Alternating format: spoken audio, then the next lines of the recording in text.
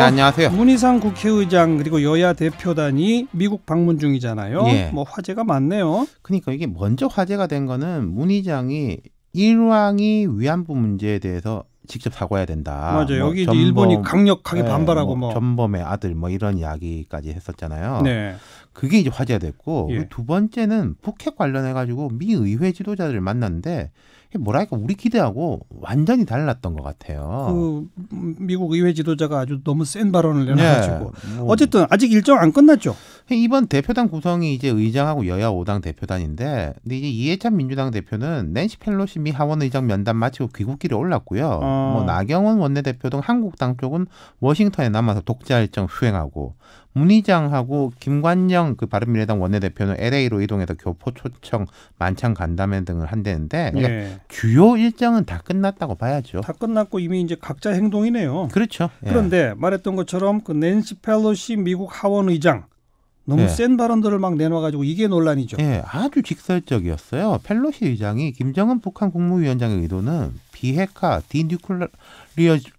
디뉴클리어리제이션이 아니라 남한의 비무장화, 디밀리터리제이션이다. 네. 이렇게 말했다는 거죠. 그러니까요. 이게 그리고 비공개 면담이었는데 참석자가 많았지 않습니까? 우리만 해도 5당이잖아요. 예. 내용이 다 알려졌어요, 전부 다. 그리고 펠로시 의장이 그렇게 또 센 발언을 하니까 우리 쪽 사람들이 또 강하게 반발하고 뭐 설전이 벌어졌다면서요. 네. 그러니까 펠로시 의장이 먼저 하노이 정상회담, 이 2차 북미 정상회담에서 한국이 기대한 게 뭐냐 이렇게 물으니까 정동영 평화당 대표가 북한이 베트남처럼 미국의 우방, 친미 국가로 바뀌면 미국의 국익을 확장하는 데 도움이 되지 않냐. 네. 한국 국민도 탈냉전의 전환점이 되길 기대한다. 뭐 우리로 치면 모범 답안을 내놓으니까 예. 나는 북한을 안 믿는다. 하면서 고개를 절레절레 흔들었다는 거죠. 예. 이분이 이제 1997년에 하원 정보위 위원들하고 방북을 한 경험이 있었대요. 이때가 클린턴 정부 말에 조금 유화 시기가 있었지 않습니까? 그 조명록 차수가 미국에 가고 미국에서는 이제 올브라이트 국무장관이 또 방북하고 이때예요. 근데 그때 경험이 전 세계를 다녔지만은 북한 주민들의 가난과 비참함은 상상할 수 없을 정도였다. 그때부터 북한 정권을 믿을 수가 없다. 이렇게 말했다는 거예요. 그때 20년 전이잖아요. 그때 또 고난의 행군 뭐 그때지 않습니까? 그리고 김정은 체제도 아니었고. 그렇죠. 그런데요. 그러니까 이 정동영 대표가 트럼프의 북핵 회교는 과거 북핵 해법의 원조인 클린턴 정부 시절 페리 프로세스하고 연결되는 거 아니냐. 그러니까 민주당 쪽하고 원래 가깝지 않냐. 그렇죠. 그러니까 나는 그렇게 생각하지 않는다. 예, 그러면서 트럼프 대통령의 국정연설에서 눈을 씻고 찾아봐도 비핵화라는 말은 찾을 수가 없었다. 네. 싱가포르 회담도 아무 성과가 없었고 실패작, 쇼다.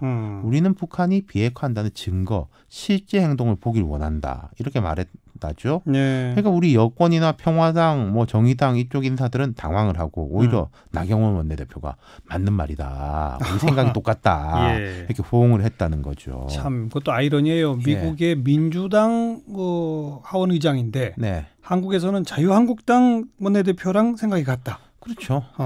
어쨌든 그렇게 뭐 설정 끝에 마무리는 어떻게 됐대요? 뭐 이제 논쟁이 길어지니까 나는 결과를 낙관하지 않지만은 당신들 이야기처럼 내가 틀리고 당신들이 맞기를 바란다. 뭐 이렇게 마무리는 이렇게 지었대요. 네. 펠로시 의장이 왜 이렇게 강하게 이야기를 했을까요?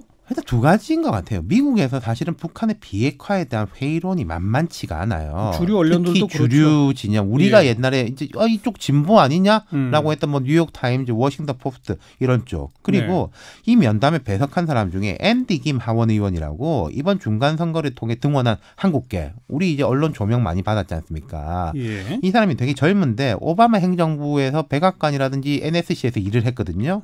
젊은 의원인데 이 사람도 말이 아닌 행동이 중요하다. 이렇게 이제 펠로시를 거들었다는 거죠. 네. 그리고 또 하나 더. 트럼프 대통령에 대한 불신이 기본인 거죠. 이게 가장 크죠. 네, 트럼프가 하는 거는 이제 마음에 안 들고. 맞아요. 그리고 트럼프는 미국이 생각할 때 전통적인 우리가 생각하는 착한 나라들, 좋은 나라하고 친하게 지내는 게 아니라 뭐 러시아, 북한 이런 쪽과 가깝게 지내는 거 아니냐. 그렇죠. 낸시 펠로시 의장은 바로 얼마 전에 그 셧다운 문제로 트럼프 대통령 세게 부딪혔지 않습니까? 세게 부딪혔죠. 그래서 트럼프 대통령 오히려 굴복시켜가지고 뭐 철의 여인이다 이런 이야기가 들었는데 펠로시라는 사람이 대선 주자는 아니지만은 미국 민주당의 가장 큰 어른으로 트럼프하고 갈등의 최전선에 있는 사람이거든요. 그렇죠. 그러니까 이러면 이럴수록 이번 하노이 정상회담에서는 정말 뭔가 가시적 성과가 필요한 거죠. 그럼요. 이게요. 우리도 우리인데 미국 국내 정치적으로도 트럼프 대통령이 이번에도 성과를 못 내면은 훨씬 더 압박에 처할 수밖에 없게 돼 있는 거예요. 네. 네. 그래요. 성과 기대해 봅니다. 네. 수고하셨어요. 감사합니다. 윤태권 실장이었습니다.